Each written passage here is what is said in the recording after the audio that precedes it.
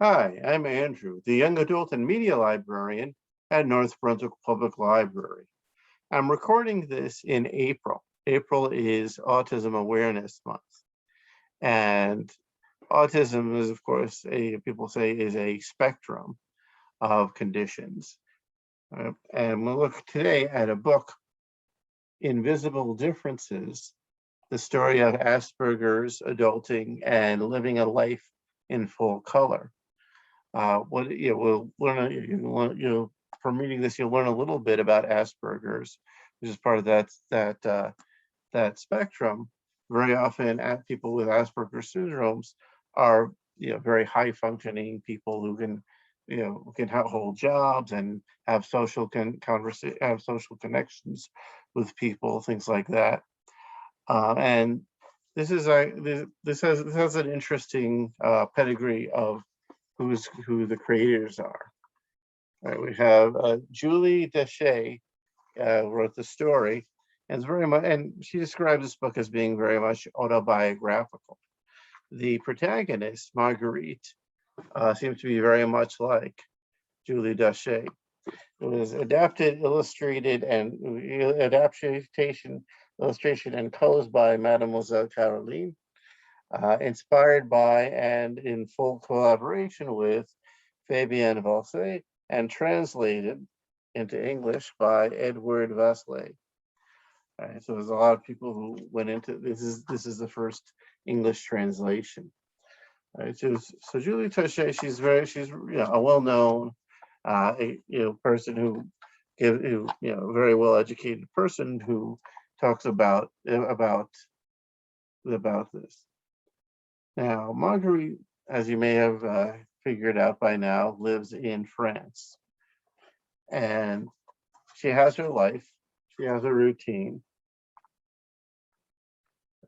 Now, the fact that right now a lot of the art is in black and white at this point, with little red things that take our attention here and there, is very significant. The coloring is really does a lot in terms of telling the story. We have to see how she goes to her job.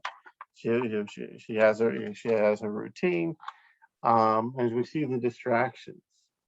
Right, when people talk to her, it's a distraction. The noises are a distraction. Right, and as we go through, right, you get to see at a certain point the red becomes overpowering for her. All right, and right,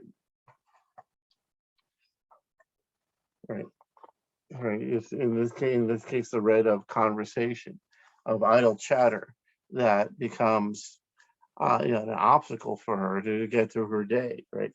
She's told by her boss that she does a great job, but she needs to be able to socialize and fit in with her coworkers, and that's not an easy thing for her to do. And one of the satisfying things about this book is sort of her realizations about that regarding that, right? It's very exciting for her, very meaningful for her when she realizes that her condition has a name. And I think it's fun to see how the art changes. I don't want to give too much away here.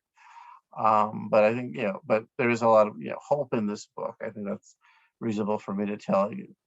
So if you're curious about Asperger's, this is I think, a good introduction. It doesn't get into a lot of the science involved in it. It's more, a human story where we get to meet somebody and we get to see what happens. It is interesting to see what statements is basically we're saying how France hasn't necessarily been good to people who are known as neuroatypical, people along that autism spectrum that that people don't necessarily know what kind of challenges that those people face, or better, or more importantly, what they can do to help those people. So it does bring up that interesting point. Anyways, have you read this book? I'd be curious to hear your opinion about it. I'd love to hear your requests as well. You can always email me. The library is open now for limited browsing hours.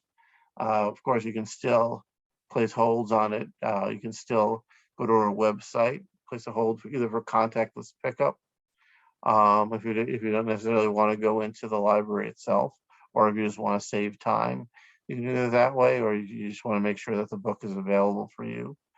You can do that at northbrunswicklibrary.org or by calling us. Happy to hear from you. And thanks a lot. Happy reading.